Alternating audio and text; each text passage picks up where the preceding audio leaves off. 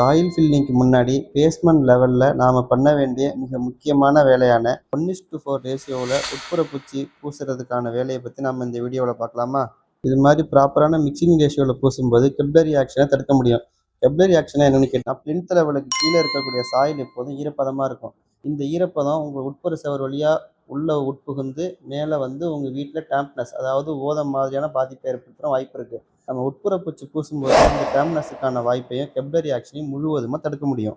ரெண்டாவதாக, செங்கல் நீண்ட காலத்துக்கு சாயிலோட தொடர்பில் இருக்கும்போது 2 செங்கலுக்கு நம்ம பயன்படுத்துகிற சிமெண்ட் மாட்டரோட ஸ்ட்ரென்த்தை அது இழக்கிறதுக்கான வாய்ப்பு அதிகமாக இருக்குது. நாம் பூசும்போது இந்த ஒரு ஆபத்தையும் நாம் தவிர்த்திடலாம். சுவரை ஈவனாக ஃபினிஷிங்கோடு பூசும்போது அந்த சின்ன போர்ஸ் வழியாக வரக்கூடிய டெர்மைட், பெஸ்ட் அது மாதிரி போன்ற தொல்லைகளையும் நம்ம முடிஞ்ச அளவுக்கு தவிர்க்க முடியும். நாலாவதா, மண்ணில் சில ரசாயன இயற்கையாக இருக்குங்க. உதாரணத்துக்கு சொல்ல போனோம்னா சல்பேட் மாதிரி. இந்த கெமிக்கல் எல்லாம் நேரடியாக சுவரோட கான்டாக்டில் இருக்கும்போது சுவரில் இருக்கக்கூடிய உட்புறத்தோட தோற்றம் மற்றும் வலிமையை அது இழக்க செஞ்சிடும். அதாவது உப்பு அரிக்கிறதுக்கான வாய்ப்பு இருக்குது. நாம் இதை பூசும்போது அந்த ஒரு பாதிப்பை நம்ம தவிர்க்க முடியும்.